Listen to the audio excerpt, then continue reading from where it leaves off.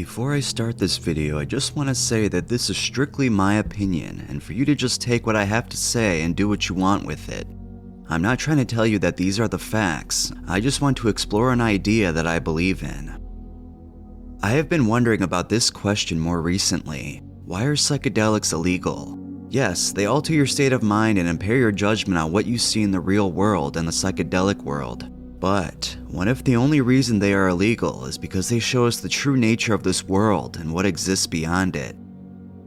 I'm going to say right now that the only psychedelics I have ever done have been acid, shrooms, Hawaiian baby wood roast, and morning glory seeds. The psychedelic that I really want to focus on though is the one that I have never done, and that's dimethyltryptamine, or DMT for short. This is one substance that I've been trying to get my hands on for years, but I've never come across it. Researchers have found that DMT exists in animals and even humans. They say that the pineal gland produces it, but there are also suggestions that it could be in other areas like the hippocampus or neocortex.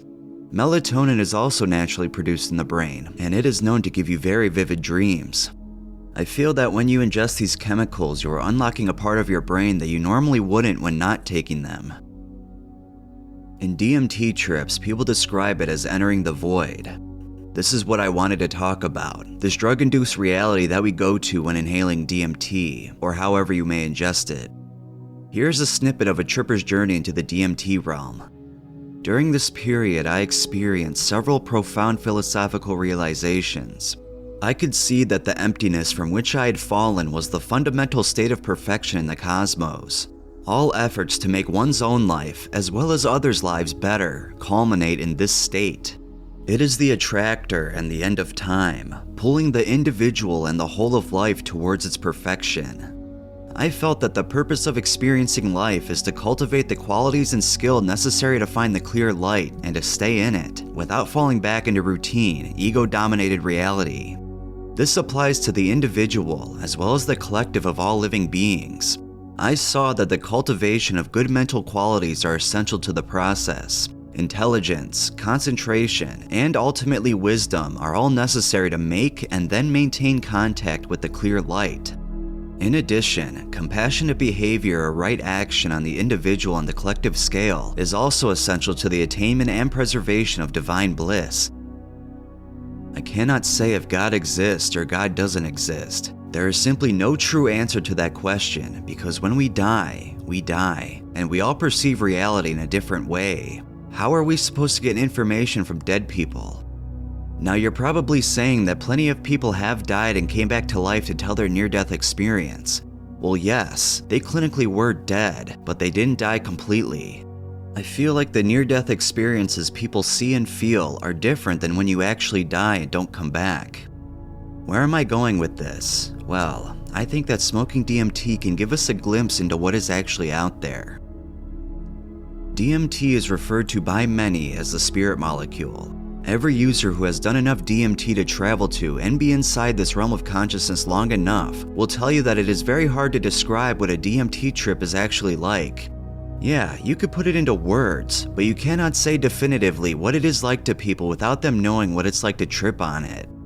Here are some descriptions of what people see when they do DMT from Vice.com. One woman says, I go into a kind of hyperspace, not like a tunnel, but like I'm moving through space at light speed and seeing colors and shapes that I've never seen before. There's a sense of oneness with everything, like I am the universe experiencing itself. Another person says, I died, or at the very least, my soul left my body and arrived in what can only be described as a divine realm. I saw a translucent human skull with an active brain emitting colors and energy. The brain was connected to the heart, which was also bursting with color. These are some very interesting experiences, and I don't know who wouldn't be interested in DMT after hearing them. If you believe in the Big Bang Theory, then you believe that the universe was created by a single point from high density and temperature that expanded to what it is now, and still is expanding. This means that we all came from this one single point, a point so small that it's hard to believe how big it has become. Everything in the universe all came from this. Everything that is made up was from this small point. That means that us humans, every animal, and all the stars and planets are all made up from the singular expansion.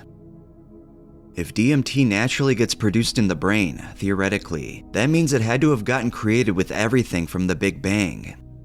What I am going to do with this information is give you a theory that will have you very interested or not interested at all, because I'm not the most qualified person to speak on this topic. I am just very interested in it. When you do high doses of DMT, that is when you travel to the realm we cannot see in the real world. What you see here is something so unreal, it's hard to put into words. Most people also describe seeing an entity that is scary, but feels welcome and loving at the same time. I believe that what you see here is what reality actually is. If we go back to the hypothesis that DMT naturally gets produced in the brain, and if everything is connected together by the expansion of the universe with the Big Bang, then we can possibly infer that DMT is the connection to the universe in some way. The realm people travel to is what actual reality is like. I'm sure I'm not the only one to think this, but that is my opinion, and I think it has some validity to it. This is why I believe that psychedelics are illegal. I know that shroom dispensers are opening up, but DMT is a very illegal substance. I think the people that control the world know that DMT is the answer to everything, and they don't want people to find out about it. Yes, you can still find DMT if it's illegal, and DMT in the form of ayahuasca is legal in some parts of the world, and America is actually okay with the use of it for some religious purposes like ceremonies and such.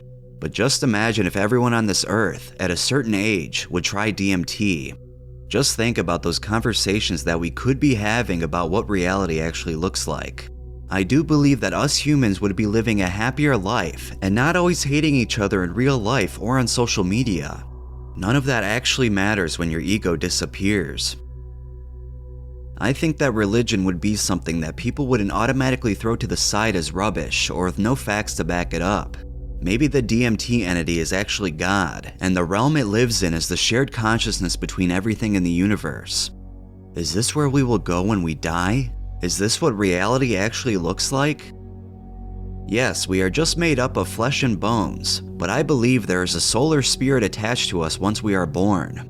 Our souls have traveled trillions and trillions of light years to exist in a mind with extreme intelligence and the possibility of realizing who or what we actually are. There are probably no other living things that could possibly find this information out on Earth that we know of. But if aliens are out there in this universe, then DMT has to be within their existence as well. Do you think what I have to say is true, or do you just think DMT is a substance that alters your brain and just makes you trip? None of what I said may even matter to you or may have changed the way you view the substance. I know I'm not the only one who believes this, but since I run this channel, I thought that I would give my 2 cents on the topic. I truly do believe though that DMT is illegal in most areas because of what it shows you. You know it is not illegal because it makes you impaired. Everyone who does this substance is usually in a safe spot in their home or somewhere else inside. No one would do DMT before driving because you wouldn't even know where you are. There is no reason this drug should be illegal. It definitely makes you think that DMT unlocks something the government does not want you to know about, and all the people in the world who haven't done psychedelics are programmed to have a disdain for people who do participate in them. So even if information is leaked from people who have done it, most people will not listen. The only people that will would be the ones watching this video, or whoever is interested in psychedelics. Love or hate Joe Rogan, I think bringing awareness to the topic of DMT and what it can do is very beneficial. I think people could definitely find answers to questions they have had their whole lives, especially religious people.